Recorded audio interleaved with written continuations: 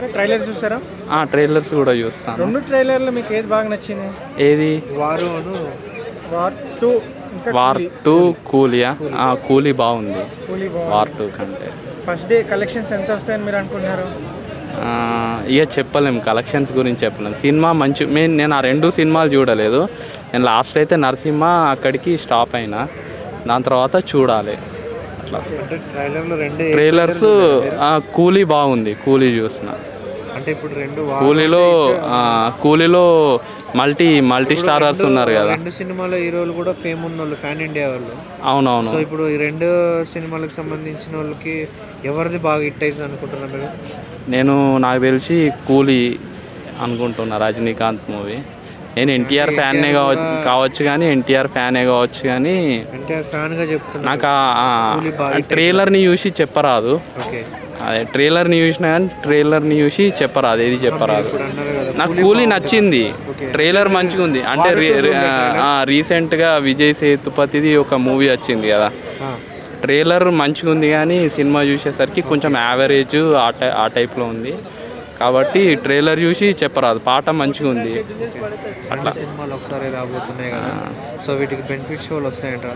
Benefit shows అంటే పెడితే ఇండస్ట్రీకే మంచిది. అంటే రేవంత్ రెడ్డి బెనిఫిట్ షోలు తీసేస్తా అని చెప్పేసి అన్నాడు కదా. అంటే బెనిఫిట్ షోస్ తీసేస్తా అని ఏం లేదు, కానీ పెడితే మంచిదే బెనిఫిట్ షోస్ పెడితే. ఎందుకంటే ఎవరికైనా ఇన్కమ్ జనరేట్ కావాలి, డైరెక్టర్స్ కూడా పైసలు రావాలి.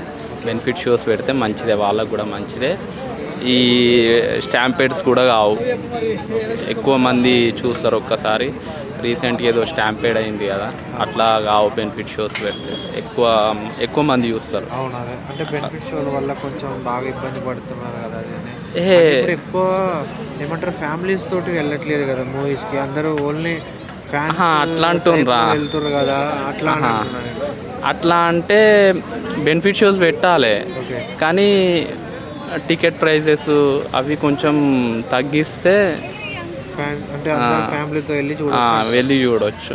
ఇప్పుడు మా కరీంనగర్లో అయితే టికెట్ ప్రైజెస్ చాలా హెవీగా ఉన్నాయి, ప్లస్ మల్టీప్లెక్సెస్ ఎక్కువ వచ్చినాయి.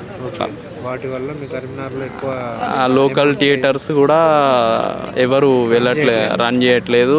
మళ్ళీ మేము లోకల్ థియేటర్స్కి వెళ్తాం కదా, వెళ్తే మాకు ఒక 2000 3000 ఈరోజు అమౌంట్ వస్తేనే ఈ షో రన్ చేస్తామన్నట్టు కూడా ఉన్నారు కొంచెం మంది. అట్లా వార్ 2 ఉంది, నెక్స్ట్ కూలీ ఉంది. దీంట్లో మీరు ఏం ఎక్స్పెక్ట్ చేస్తున్నారు? అంటే ఎలా రాబోతుంది సినిమా? అంటే సినిమాలు రెండు బాగుండొచ్చు, కానీ నాకైతే ఎక్స్పెక్టేషన్స్ కూలిపోయిన ఉంది. ఎందుకంటే దాంట్లో నాగార్జున గారు ఉన్నారు, మళ్ళా ఉపేంద్ర గారు ఉన్నారు. కన్నడలో ఫేమస్ స్టార్ ఆయన ఉపేంద్ర.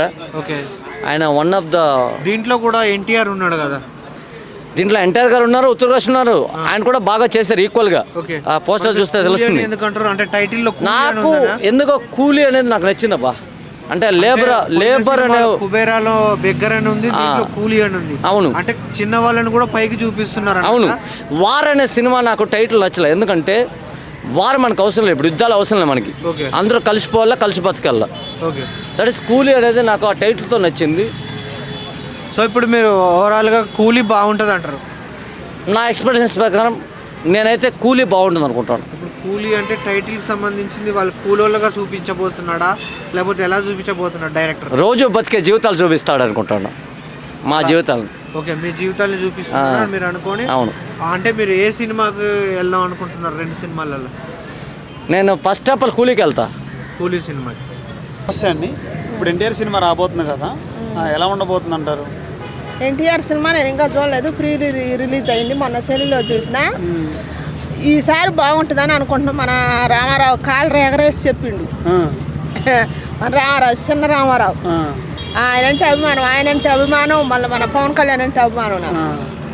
అయితే సినిమా బాగానే ఉంటుందని చెప్తుండు, చూసి కానీ మళ్ళీ వచ్చి చెబుతా. చాలా మంది సినిమా బాగోదు, దాంట్లో అంత ఎన్టీఆర్కి అంత ఎలివేషన్ ఇవ్వలేదు, రుతిక్ రోషన్ ఉంది కాబట్టి ఎన్టీఆర్ అంత కనపడ్డా అంటున్నారు. మరి ఎన్టీఆర్కి ఒకళ్ళు వచ్చి ఇచ్చేది ఏముండదు ఆడ. ఎన్టీఆర్ పుట్టకతోటే ఆయన స్టాప్ హీరో అనమాట. ఆయన వచ్చి ఇచ్చేది ఏం లేదు. ఈయనకు కూడా ఈయన సపరేట్ దేవుడు ఇచ్చిన గిఫ్ట్ అనమాట అది ఎన్టీఆర్కి, రామారావుకి. రామారావు అంటే నాకు ఇష్టం. ఇప్పుడు ఆయన మొన్న రేవంత్ రెడ్డి గారి పేరు మర్చిపోయినందుకు ఈయన కూడా అరెస్ట్ చేయొచ్చు అన్నట్టుగా మాట్లాడుతున్నారు. అల్లు అర్జున్ అరెస్ట్ చేసినట్టు అరెస్ట్ చేయొచ్చు. మర్చిపోయిండు మళ్ళీ తర్వాత చెప్పిండుగా, తర్వాత సారీ చెప్పి తర్వాత చెప్పిండయ్యా. మరి ఇంకా అన్ని పనులు ఉంటాయి ఆయనకు, అంత అభిమానం ఒక అభిమానం ఊరికి వచ్చి ఆయన పట్టుకుండు. ఒక మాట రాని అభిమానికి అయితే ఆయన ఫోటోలు కూడా ఇచ్చిండు. ఆయన అంత దూరం నుంచి వస్తే ఎన్టీఆర్ అభిమానుల కంటే పడి సత్తడు. ఆయన మర్చిపోవటమైంది, ఆయన ఏం మర్చిపోలే. చెప్పిండు అవన్నీ చెబుతుండు, అందరి గురించి చెబుతూనే ఉండుగా. ఏడ మర్చిపోయిండు, మర్చిపోం బాలే. ఎన్టీఆర్ గారు రాజకీయాల్లోకి వస్తారా త్వరలో? మన పవన్ కళ్యాణ్ తర్వాత నెక్స్ట్ జనరేషన్కి వచ్చేది ఎన్టీఆర్ఏ, రామారావే. రానిట్లేదు అంటున్నారు, తొక్కేసారు అంటున్నారు. తొక్కేయలేదు, ఇప్పుడు కొద్ది టైం ఉంది మన రామారావుకి రావడానికి. ఇక్కడ ఆంధ్రలో పోటీ చేస్తారా, తెలంగాణలో పోటీ చేస్తారా? అసలు ఆంధ్ర తెలంగాణ అంటేనే నాకు చెప్పడం అసలు కష్టం ఉండదు. ఫస్ట్ ఎడగొట్టిన వాళ్ళని తిడతా నేను. ఇప్పుడు అటు ఎడగొట్టినందుకే పవన్ కళ్యాణ్ పోయిండు, అటు పోయిండు. మళ్ళీ ఎన్టీఆర్ని కూడా పంపించాలనే. 2 రాష్ట్రాలు ఆయన పరిపాలిస్తాడు వస్తే అంత లేదంటున్నారు కదా, చిన్న వయసు అంత ఉందా ఆయనకి అంటున్నారు. ఉంది, కొద్ది టైం ఉంది, వస్తాడు ఎన్టీఆర్ పక్కా వస్తాడు. మన సీనియర్ ఎన్టీఆర్ ఎట్ట పరిపాలన చేసిండో, మన సీనియర్ ఎన్టీఆర్ పరిపాలన ఎట్టుందో ఆ రోజుల్లో మళ్ళీ జూనియర్ ఎన్టీఆర్ వచ్చినప్పుడు అట్టనే ఉంటుంది పరిపాలన. ఇప్పుడు పవన్ కళ్యాణ్ చేస్తాడు, నెక్స్ట్ పవన్ కళ్యాణ్ తర్వాత వచ్చేది ఎన్టీఆర్ఏ. అంటే ఎన్టీఆర్ అంత సీన్ లేదు, అందుకనే సినిమాలు చేసుకున్నారు. రాజకీయాలు ఒక్కసారి కూడా మాట్లాడలేదు, ఎక్కడ కనపడలేదు టీడీపీలో అంటున్నారు కదా. ఎవరు టీడీపీలోకి వస్తే రాజకీయాల్లోకి వచ్చినట్ట మాట్లాడతారు. తాతయ్య పార్టీ కదా, తాతయ్య పార్టీ నేడ వదిలేస్తానని చెప్పలేదే. ఎప్పుడు మధ్యలో ఎవరు సినిమాలు తీస్తుండే ఆయన బాధ్యత ఉంది, అభిమానుల కోసం తీసేది. ఇంతవరకు ఆయన బాధ్యత వరకు ఆయన చేస్తాడు, తర్వాత ప్రజల కోసం చేసేది చాలా ఉంది. ఇంత కాదు, చాలా ఉంది, ఆకాశం అంత ఉంది. చేస్తాడు, వస్తాడు, పక్కా చేసేదే ఆయన. రామారావే వచ్చేదే రామారావు. సినిమాలు చూస్తావు బ్రో? అప్పుడప్పుడు చూస్తా, టైం ఉన్నప్పుడు. సో దానికి మంచిగా ఉంది సినిమా, అందరూ ఆదరించిపోతున్నారు, మంచి సౌండ్ వినపడుతుంది అంటే ఆ సినిమాకి వెళ్తాం. ఓకే, ఇప్పుడు ఏమంటారు బ్రో, 2 సినిమాలు రాబోతున్నాయి, వారు 2, నెక్స్ట్ కూలీ సినిమా రాబోతుంది కదా. ఈ సినిమాలో ఎక్స్పెక్టేషన్ ఎట్లుంటుంది అనుకుంటున్నారు మీరు? ఒకటి ఏంటంటే వార్ 2 తగ్గేదే లేదు అది. ఓకే, సో తెలుగువాడి సత్తా ప్రపంచ స్థాయిలో చూపెట్టబోతున్నాం ఈసారి. ఓకే, మా అన్న చూపెట్టబోతున్నాం. అంటే మీరు ఎన్టీఆర్ ఫ్యానా? డయాడ్ ఫ్యాన్. ఓకే, అంటే ఫ్యాన్గా మీరు మా సినిమా వస్తుందని మీరు అంటున్నారు? 100% చెప్తున్నా, మా అన్న సినిమా. ఓకే, నెక్స్ట్ కూలీ అని అంటే ఒక కూలీ అతన్ని చూపెట్టబోతున్నారు అనుకోవచ్చు కదా. కూలీ చూపెట్టుకోండి అంటే ఆ సినిమా అంతగా రాదంటారా? అట్లాంటి కూలీ సినిమాలు తెలుగులో ఎన్నో ఆడినాయి. ఓకే, చిరంజీవి గారు ఎన్నో స్టెప్పులు వేసినారు కూలీ సినిమాలో. ఓకే, ఇప్పుడేం కొత్తగా రజనీకాంత్ గారు తీసుకురాలి. కూలీ సినిమా చిరంజీవి గారు లాస్ట్ టైం తీసిన సినిమా టైప్ ఉంటుంది అనుకో. 100% కదా. ఓకే, అంటే మొన్న ఏమంటారు కుబేరా వచ్చింది, దాంట్లో బెగ్గర్ని చూపించి మనుషులను అందరినీ దోచుకున్నారు కదా. దాంట్లో ఇప్పుడు నాగార్జున ఉండబోతున్నారు కదా. మరి ఈ దీంట్లో కూలీ అని అంటే అలా చూపెట్టవచ్చు కదా. నేను ఆల్రెడీ కూలీ సినిమా చూసిన, ఏది మన చిరంజీవి గారిది చూసిన, అలాగే ఉంటుందని నేను నా ఊహలో అలా అనిపించింది, నాకు ఎక్స్పెక్టెన్స్ అలా ఉంది. అందుగురించే మళ్ళీ అదే రీమేకింగ్ చేసి ఏదో కొత్త హీరోని పెట్టి కొంతమందిని పెద్ద వాళ్ళని పెట్టి మళ్ళీ అదే రిపీట్ చేస్తున్నట్లు అనిపిస్తుంది. అందుగురించే మా అన్న సినిమాకి వెళ్తున్నా, వార్ 2. అంటే ఇప్పుడు మీరు జనాలకి ఏం చెప్పబోతున్నారు? ఎవరికి నేను ఏం చెప్పనన్నా. ఓకే, నేను జనాల్లోకి చెప్పేంత స్థాయి గిట్ట నాది కాదు. నా అన్న సినిమా ఆడబోతుంది కాబట్టి నేను వార్ 2కి వెళ్ళి రచ్చ చేయబోతున్నా. ఓకే, అంటే ఇప్పుడు ఇద్దరు అంటే తీసే 2 సినిమాలకి పెద్ద హీరోసే కదా, వీళ్ళకి బెనిఫిట్ షో రేవంత్ రెడ్డి చేస్తారంటారా? ఒకటి ఏంటంటే గతంలో రేవంత్ అన్న ఏమన్నాడంటే మేము అనుమతులు ఇవ్వమన్నాడు, తర్వాత ఆయననే అవార్డులు ఇచ్చాడు. ఓకే, సో ఏంటంటే వాళ్ళంతా ఒకటి. సో ఏదేమైనా కానీ పేద ప్రజలు థియేటర్కి తల్లి రావాలి, అదేవిధంగా ఫ్యామిలీస్ ఈ మధ్య రావట్లేదు. ఓకే, మెయిన్ ఫ్యామిలీస్ ఎలా రావాలి, ఎలా థియేటర్కి రప్పియాలి ఫ్యామిలీస్ని, అది ప్లాన్ చేయాలి. డైరెక్టర్ కానీ, హీరో గారు కానీ, ప్రొడ్యూసర్ కానీ, లేదంటే ప్రభుత్వం కానీ. ఈరోజు ఓన్లీ డయాడ్ ఫ్యాన్స్ మాత్రమే, యూత్ మాత్రమే థియేటర్కి ఉంటున్నారు. సో ఫ్యామిలీస్ లేకపోతున్నాయి. ఒకప్పుడు ఫ్యామిలీతో చూసే సినిమాలు కూడా ఈరోజు ఫ్యామిలీ అన్నా కూడా పోలేకపోతున్నారు. లేదు, ఎందుకు అంటే మీరే బడ్జెట్లు పెంచుతున్నారు. ఓకే, మీరే అంటున్నారు మరి మేము 100 కోట్లు పెట్టినాము సినిమాకి అని మీరే అనౌన్స్ చేస్తున్నారు. మీరే 100 కోట్లు పెట్టినామని చెప్తే మేము ప్రజలు అడగలేదన్నా 100 కోట్లు పెట్టి సినిమా తీయాన్ని.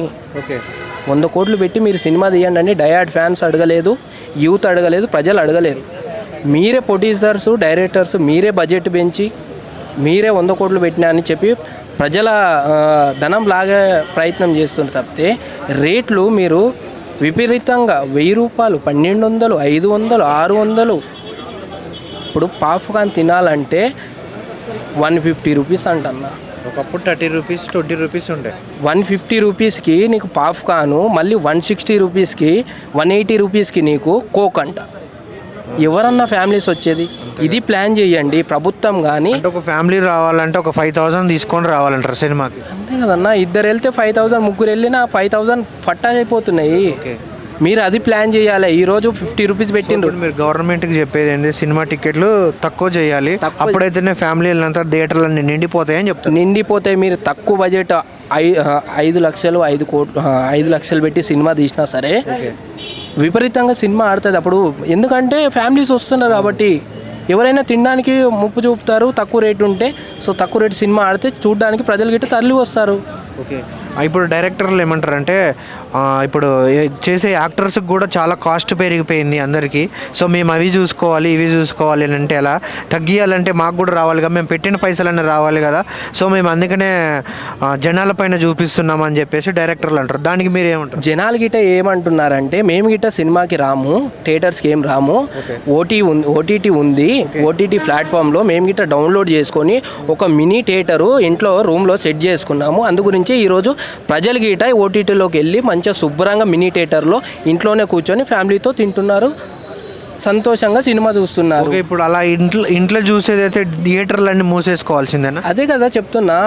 ఫ్యామిలీని ఎట్లా రప్పియాలి అది మాత్రం ప్లాన్ చేయండి. ప్రభుత్వం కానీ, డైరెక్టర్ కానీ, హీరో గారు కానీ, లేకపోతే ప్రొడ్యూసర్ కానీ ఇది ప్లాన్ చేయండి మీరు. రేపు యూత్ గిట్ట తగ్గిపోతే ఫోన్లోనే యూత్ గిట్ట ఫోన్లో డౌన్లోడ్ చేసుకొని చూస్తే రేపు మొత్తం కూలిపోయే పరిస్థితి ఉంది. థియేటర్లు మూత వేయే పరిస్థితి ఉంది ఈరోజు. ఓకే అన్న, అయితే మీరు ఇప్పుడు చెప్పేది ఏంటంటే కొంచెం టికెట్ల రేట్లు తగ్గిస్తే థియేటర్లు మొత్తం నిండిపోతుంది, ఫ్యామిలీతో మంచిగా చూసుకోవచ్చు అని చెప్పేసి మిడిల్ క్లాస్ వాళ్ళకి చెప్తున్నారు. హై క్లాస్ వాళ్ళు ఏంటంటే ఎంతైనా కాస్ట్ పెట్టుకొని పోయి చూసేంత వాళ్ళకు ఉంటుంది. సో మిడిల్ క్లాస్ వాళ్ళకి ఇంట్రెస్ట్ ఉంటుంది, సినిమాలు చూడాలి, ఫ్యాన్గా వాళ్ళు ఏం చేయలేరు. సో ఇప్పుడు దాని గురించి అయినా కూడా ప్రభుత్వం పట్టించుకోవాలని మన బ్రదర్ చెప్తున్నాడు. ఒకసారి ఎంత ధనవంతుడైనా కానీ 1000 రూపాయలు ఉంటే ఆలోచిస్తాం. అవును, ముఖేష్ అంబానీ అయినా సరే 1000 రూపాయలకి సినిమాకి పెడతామా మనము? మిడిల్ క్లాస్ వాళ్ళకి 2 రోజులు చేస్తాయి అంటే ఒక రోజుకి 500 చేసుకుంటారు. అంటే 2 రోజులు చేస్తే 1000 రూపీస్ వస్తాయి. ఆ 2 రోజుల పైసలు ఒక 2 గంటలకి మేము వెయిట్ చేయాలా అని చెప్పేసి ఆలోచిస్తున్నారు. అంతే కదా? అంతే. సో దాని గురించి మన బ్రదర్ చెప్పేది ఏంటంటే జనాల్ని ఇబ్బంది పెట్టకోకుండా ఫ్యామిలీతో చూడాలి అని అంటే టికెట్లు తగ్గించి ఒకరు తీసుకునే టికెట్ 1000 రూపాయలు అంటే ఒక ఫ్యామిలీ వచ్చి చూసే అట్లా చేస్తే బెటర్ అని అంటున్నాడు. అంతే కదా? అంతే. వెసులుబాటు కనిపిస్తుంది, దానిలో తప్పు లేదండి. సో మరి చూసుకుంటే రీసెంట్గా జరిగిన వార్ 2 ఈవెంట్లో ప్రొడ్యూసర్ నాగవంశీ హిందీ కన్నా ఇక్కడ ఎక్కువ నెట్వర్క్ రావాలని కొన్ని రెచ్చగొట్టే వ్యాఖ్యలు చేశారు. సో దానిపై మీ అభిప్రాయం ఏంటి? ఇప్పుడు మనం ఏం మాట్లాడినా ఏం చేసినా నిర్మాత నిలబడాలనే మాట్లాడతారు వాళ్ళు. రెచ్చగొట్టే మాటలు ఏం మాట్లాడరు, రెచ్చగొట్టి నష్టపోయే మాటలు ఎవరు మాట్లాడరండి. కాబట్టి నేనేమంటానంటే ఇప్పుడున్న పరిస్థితిలో సినిమా ఇండస్ట్రీ చాలా ఇబ్బందికర పరిస్థితిలో ఉంది. కనీసం వేతనాలు పెంచే విషయంలో కూడా వెనక్కి తగ్గుతుంది. కారణం ఏమిటి? ఇండస్ట్రీ ప్రమాదంలో ఉంది, దాన్ని కాపాడుకోవాలా. ప్రభుత్వాలను అభ్యర్థిస్తే 2 రోజులు 3 రోజులు వెసులుబాటు కల్పించి ఇండస్ట్రీకి అండగా నిలబడుతున్నారు. నిలబడాలి, నిలబడకపోతే మరి సినిమా ఇండస్ట్రీని కూడా కాపాడుకోవాలి కదా మనం. కాబట్టి ప్రభుత్వాలు సహాయం చేస్తున్నాయి. సో మరి చూసుకుంటే జూనియర్ ఎన్టీఆర్ అంటే మన తెలుగు రాష్ట్రాల్లో ఒక హీరో ఐకాన్. అవును, ఆయన విలన్గా అసలు చూడలేరు. అయితే ఈ సినిమాలో నెగిటివ్ షేడ్లో కనిపిస్తున్నారు ఆయన. మరి మన తెలుగు ప్రేక్షకులు ఆయన ఆదరిస్తారంటారు ఈ సినిమాతో? నెగిటివ్ షేడ్ అని మనం ఎందుకు అనుకోవాలి? ఒక డెప్త్ ఉన్న పర్ఫార్మెన్స్ ఉన్న క్యారెక్టర్ని అనుకోవచ్చు కదా. హృతిక్ రోషన్ గారు హిందీలో ఆయన పెద్ద హీరో, తెలుగులో తర్వాత పాన్ ఇండియా హీరోలో కూడా పెద్ద హీరో అయ్యాడు మన ఎన్టీఆర్ గారు. ఎన్టీఆర్ని తక్కువ చేసి చూపించే సాహసం ఏ ఇండస్ట్రీ కూడా చేయదు. ఎందుకంటే అంత గొప్ప పర్ఫార్మెన్స్ ఉన్నటువంటి, డెప్త్ ఉన్నటువంటి, ఏకసంధాగ్రహి అయినటువంటి హీరో మన ఎన్టీఆర్. ఎన్టీఆర్ మించిన హీరో బాలీవుడ్లో కూడా లేడు వాస్తవంగా చెప్పాలి పర్ఫార్మెన్స్లో. మరి అలాంటప్పుడు ఆయన్ని తక్కువ చేసి చూపిస్తారని అయితే నేను అనుకోను. ఆయన తక్కువ చేసి చూపించే సాహసం ఏ ఇండస్ట్రీ కూడా చేయదు.